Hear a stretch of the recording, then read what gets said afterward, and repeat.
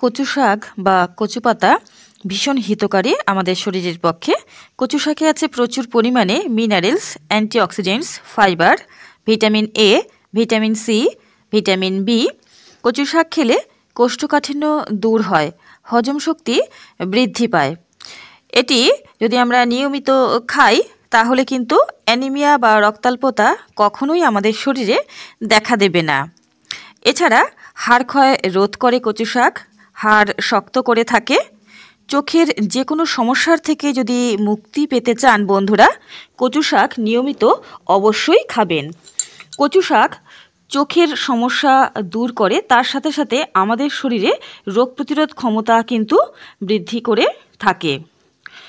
Pregnant মহিলাদের পক্ষে কিন্তু কচু শাক একটি খুব উপকারী খাবার। প্রেগনেন্ট মহিলাদের কিন্তু আয়রনের প্রচুর প্রয়োজন হয় শরীরে, এবং কোষ্ঠকাঠিন্য হতে দেখা যায় প্রেগনেন্ট সময়ে। তাই প্রেগনেন্ট মহিলারা যদি কচু শাক নিয়মিত খান তাহলে কিন্তু এটি সেই মহিলাদের পক্ষে এবং তার যে শিশু, ভ্রূণস্থ শিশুর, তার পক্ষেও কিন্তু এটি হিতকারী।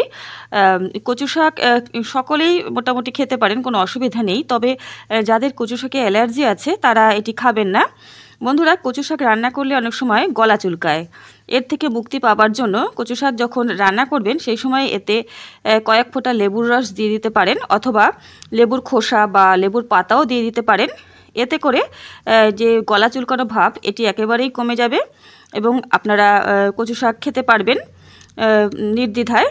বন্ধুরা, ভিডিওটি ভালো লাগলে অবশ্যই লাইক করবেন, শেয়ার করবেন বন্ধুদের সঙ্গে, এবং চ্যানেলটিকে অবশ্যই সাবস্ক্রাইব করে রাখবেন নিয়মিত গুরুত্বপূর্ণ আপডেটগুলো পাওয়ার জন্য।